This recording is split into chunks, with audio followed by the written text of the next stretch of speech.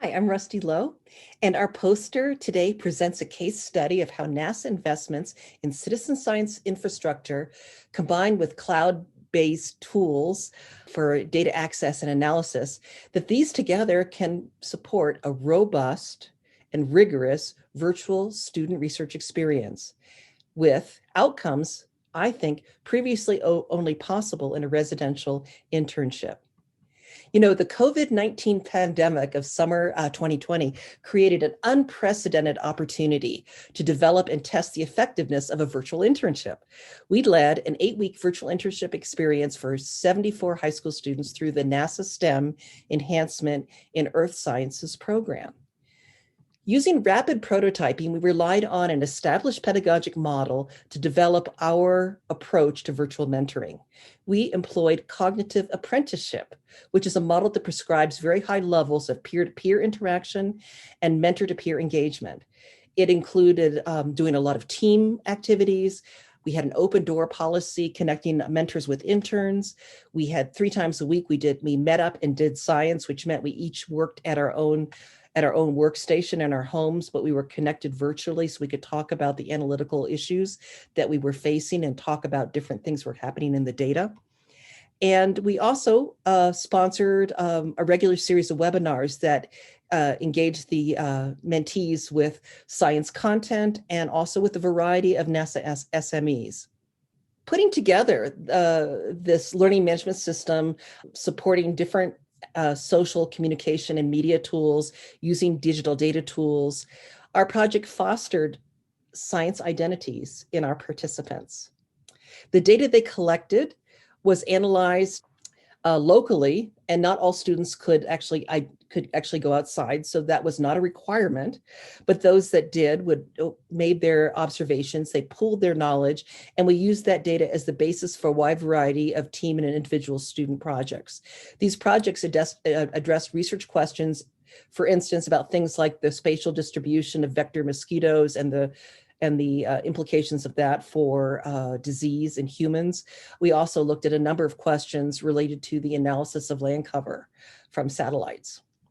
The primary outcomes of this internship, the big thing was the completion of an original research project. And so at the end of the session, we had 74 students who had collaborated on 50 individual or team research projects, by and large of pretty high quality.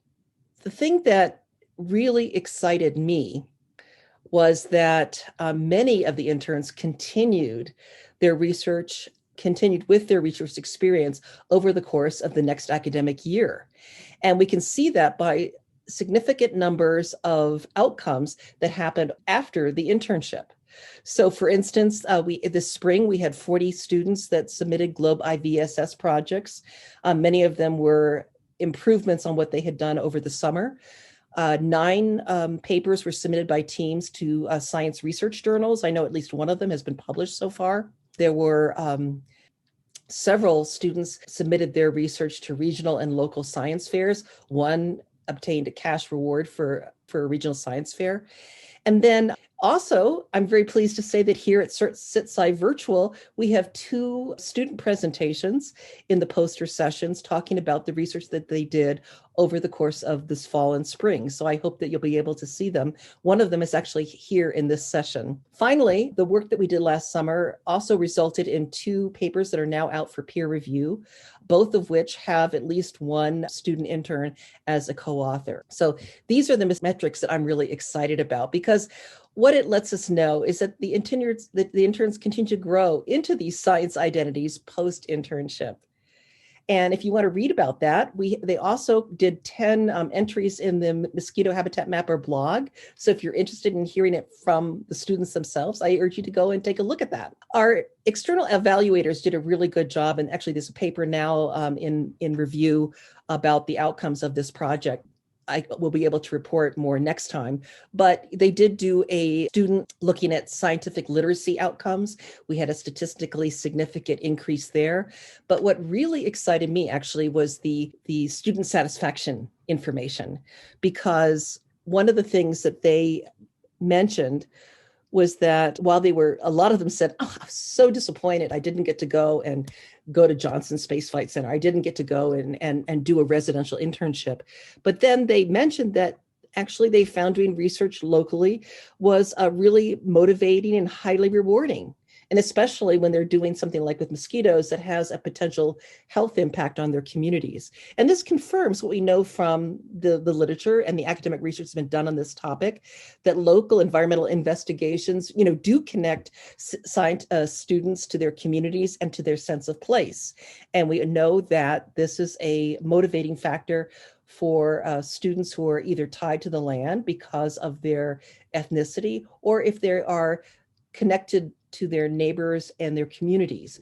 It's a very important motivating factor, and we're able to tap into that. So I'm ending this presentation with an assertion and with a hypothesis. And the assertion is, based on this pilot, I truly believe that the citizen science infrastructure that's now available for Globe Observer, as well as web-based tools, can now support a really robust, really rigorous virtual research experience for students. And I would say not only high school students, but also undergraduate students. I think it's the kind of work that's possible. It really can meet those needs.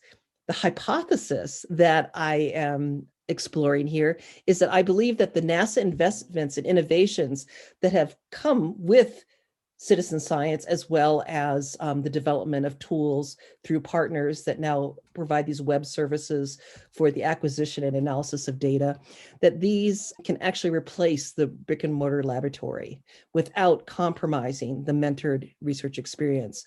So we're going to be continuing to test this model over the summer. We are starting again in June with the next round of Earth Explorer interns. And we'll continue to refine and improve on these outcomes, I hope. So I want to thank you very much for coming and listening to our presentation today. I have a list here of some of the data tools that we were employed in this project, as well as some of the salient references if you're interested in doing a virtual research experience with students. And finally, I'm ending here with a question, because we were asked to provide a question. This question is, if you're doing citizen science, how does your project leverage online assets so that you can engage your volunteers in data analysis? So I'd love to talk to other people that are tackling this problem.